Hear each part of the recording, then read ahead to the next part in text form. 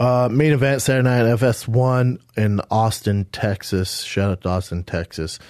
It's a good card, man, especially for a fight night. Yeah. Great card. It really is. It's a good card. You got the young kid who they've been trying to market. You guys know this in our face, and rightfully so. He looks the part, and he has a lot of growing up to do, but he's getting there, man. You got Sage Northcutt. You got Sage Northcutt fighting. You got Thiago Alves, so you guys know him. You got Vic, who, dear God, get Vic a better opponent if he beats this guy. How many does the kid have to win, for Christ's sakes?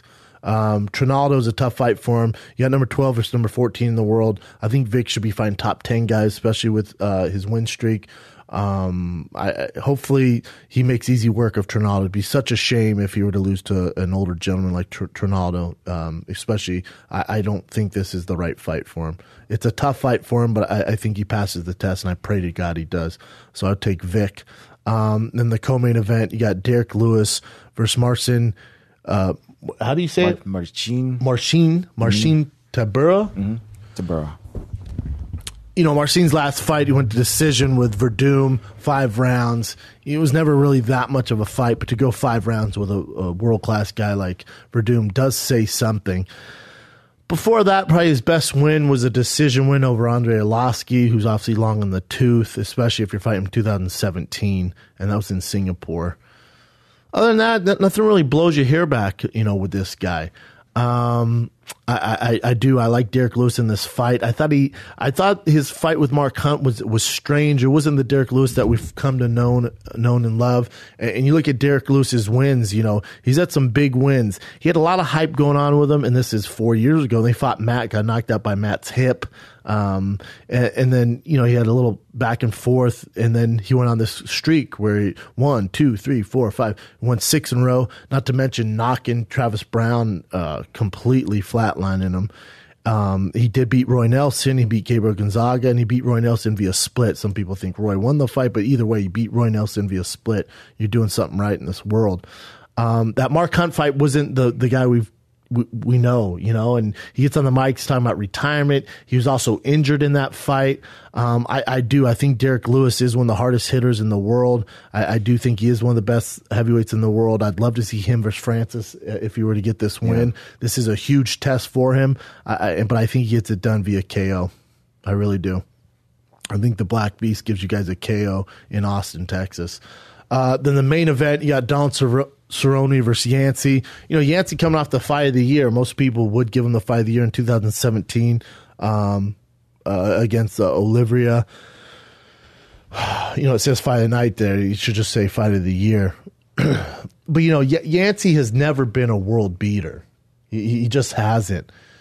That being said, the question is, and this is the worst part of my gig, man, is you know, talking about friends like Don Cerrone and Matt and Roy and stuff like that, and Rashad and all these guys.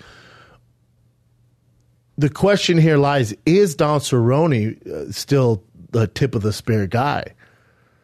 You know, he lost to Darren Till, got completely obliterated by Darren Till.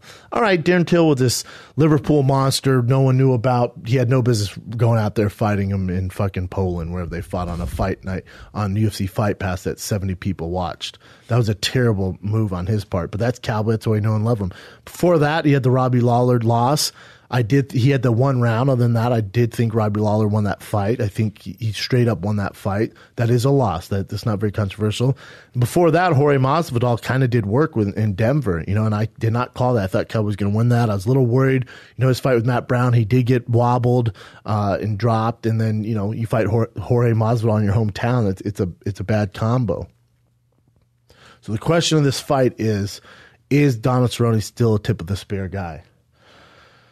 Yancy has never beat those upper echelon guys, so we're going to find out a lot about this. We're going to find out where exactly Don Cerrone's at. We're going to find out. I think because of Yancy's coming off that big win, the hype, Don Cerrone being on a bit of a skid, he's lost 3 in a row. You lose 4 in a row, it's no longer cute anymore what you're doing these Cowboy ways. So it's all the pressure's on Cowboy in this fight. Mm-hmm. Main event, Austin. He has a lot of roots in Austin. You got On It out there. You got a bunch of people that you know are going to be in the crowd, which sometimes you can thrive off of. I'll say Cowboy gets it done Second round, head kick, TKO. Good. Yes. That being said, I could see this being another fight of the night where it's back and forth like a motherfucker and Cowboy wins via a close decision, but it is a freaking fisticuff where it is Yancy does his thing and he gets loose. But with Yancy, he's not the most technical guy in the world. When you're fighting a guy like Cowboy, he can recognize this stuff and kick you in the face. Yeah. That's why I think he does take advantage of that and gets it done. Cowboy, head kick, KO, second round. Let's look at the odds. Stressing me out. Not huge No, odds. Cowboy's favored. Damn, Derrick Lewis is underdog. Oh, wow. Makes sense, man. It's a tough fight for him.